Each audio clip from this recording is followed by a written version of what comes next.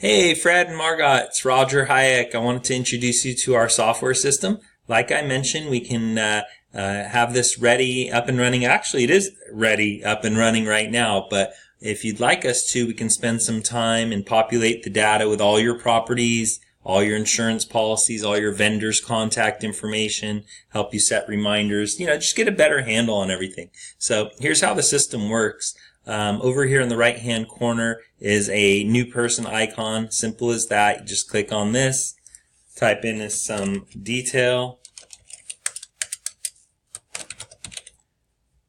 hit save, and boom, you're done. You've created your first person. Now everything's a relational database like a social network. So Fred can be associated with another person, and that person could be a spouse, sibling, child, whatever, business partner, vendor. So in other words, then we can search and see if that person exists in the system. They do not. There we go.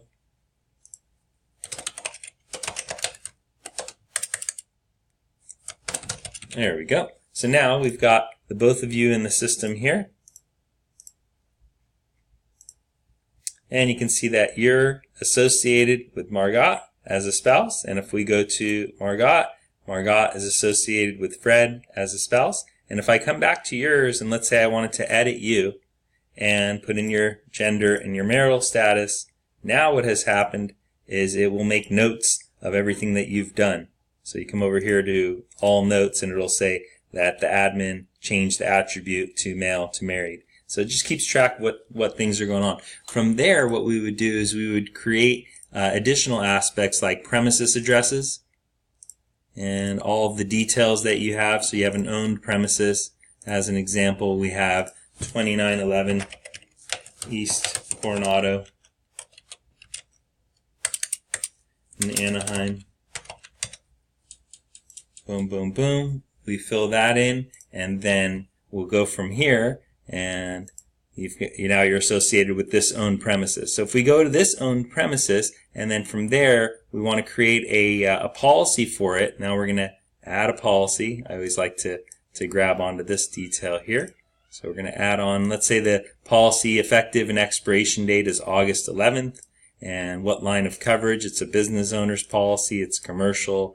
It's commercial real estate, and we'll put this property address in here like so, and which insurance company it's with, who the broker is that you're working with, what the status of the policy is, and so on and so forth, where the policy came from, and boom, now we've got this property, and because you're associated with this property, we just bring you onto the policy, and Margot is also associated with you. So now we're going to bring her onto the policy. And when we refresh our screen, now we've got you as the primary insured. We've got Margot as an insured. We've got this as the premises address. And then, of course, if we want to go back and add a mailing address to this policy, so you know where the policies are being mailed to on this one here.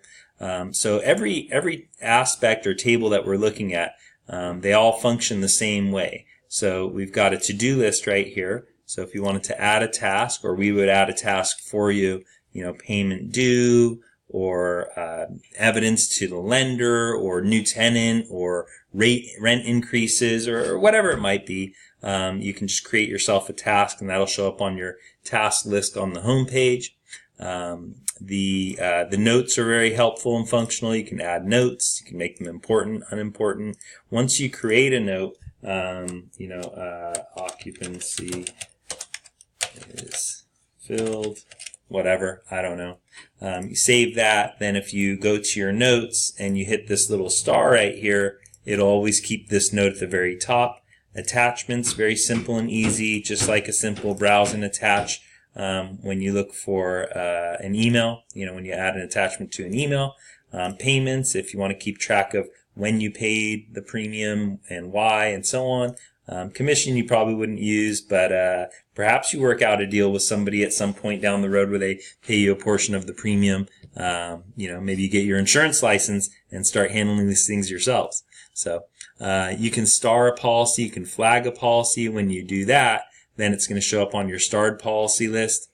Simple as that. You unstar it, come back to the dashboard. It's no longer there. flagged policies for all users to see. It's always nice to keep a watch list on your home page of the things that you're doing.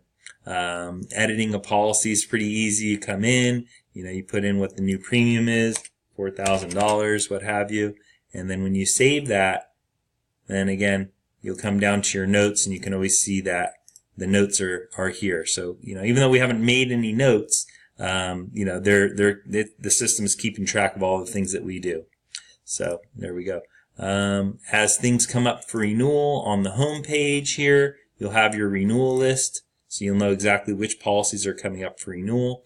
If you wanted to create a list of the property management companies, then you can come here and you can create aspect, add aspect, company. You're a vendor to the company, and we're going to create, XYZ management. There we go. So now if we have XYZ management saved, and let's say XYZ management is taking care of the insurance for Coronado, then what we're going to do is we're going to add an aspect of company, and we're going to call that the property manager, and we're going to look for XYZ management, and boom, there they are. So now we've got XYZ management as the property manager for this policy. Now if you come to XYZ management in the system, it's going to have a list of all the locations they're managing for you. Same thing with a plumber. If you've got a plumber or an electrician or a handyman or a loan broker or whatever, once you've put them in the system and associated them with something else, anytime you come and you look at them, you're going to see everything that they're associated with.